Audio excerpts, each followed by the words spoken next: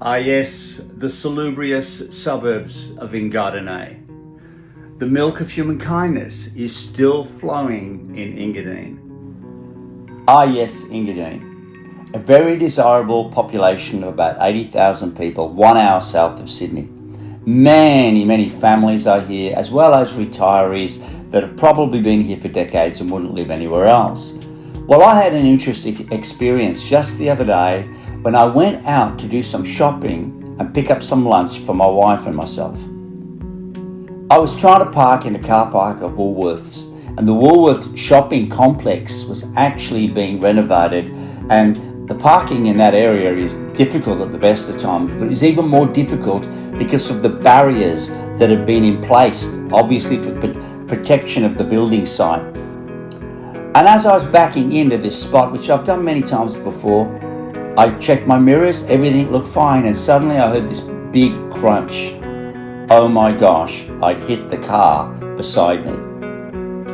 I moved my car, drove it to a spot about 10 spaces up and drove straight in, front first this time. Went back to look at the car and I could see that I'd damaged the car. Went back and looked at my own, mine was even more damaged. I thought, I need to leave a note for this guy. I left the note, and as I walked back to the car, a mature couple were in front of me pushing their shopping trolley. And I slowed down and walked behind them, and sure enough, that was their car. I said to them, "Is this your car?" They said, "Yes." I said, "Look, I'm really sorry, but I bumped into your car." And he wiped it off with his hand, and he looked at me and he says, "You know what? I've got a bit of grey paint at home. Why don't you just go away and enjoy your day?" And I said, "No, look, there's a problem here. If the door doesn't open," he said, "It's fine. People of our vintage need to look out for one another. You go and have a good day." The thing is that touched my heart the most was meeting an amazing person that obviously cared more about people than things and stuff. But he valued people. He knew that I was in a challenging situation, and he was so kind.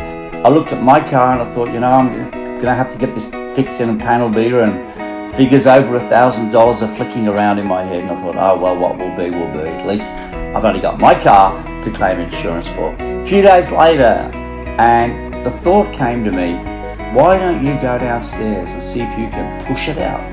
First of all, I thought, I can't do that. How am I going to get my hand in? And I got underneath it. So I lay there, tried to push it out, and it wouldn't come out. And then I said, "Lord, I pray you'll give me the strength to do it." Gave it one more push, and pop, it came out almost perfect, and a little bit of touch-up paint, and it looks almost new.